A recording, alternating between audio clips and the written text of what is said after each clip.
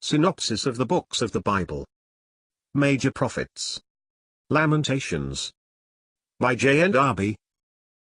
Chapter 4. Jeremiah can measure the affliction since Jehovah is there.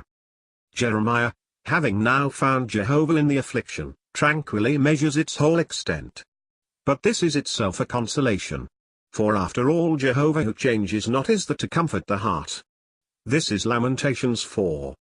He calls the whole to mind, and contrasts that which Jerusalem was, when under the blessing of Jehovah, with that which his anger has produced. It is no longer only the overwhelming circumstances of the present scene, but what it was before God.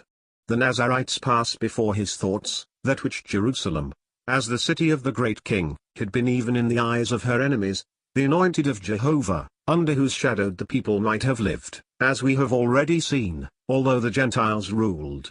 The anointed of Jehovah had been taken in their pits, like the prey of the hunter.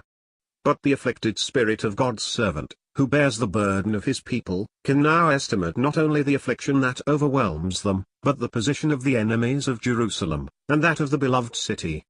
Nay, he who would have one run to and fro through the streets of Jerusalem to find a just one, now sees the enemies have slain the just in her midst. See verse 13 and Jeremiah 5 verse 1.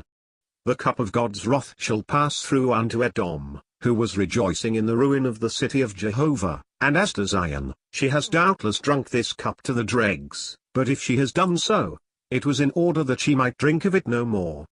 The punishment of her iniquity is accomplished, she shall no more be carried into captivity. All was finished for her, she had drunk the cup which she confessed she had deserved. See Lamentations 4 verse 11, Lamentations 1 verses 18 to 20. But the sin of haughty Edom should be laid bare. God would visit her iniquity,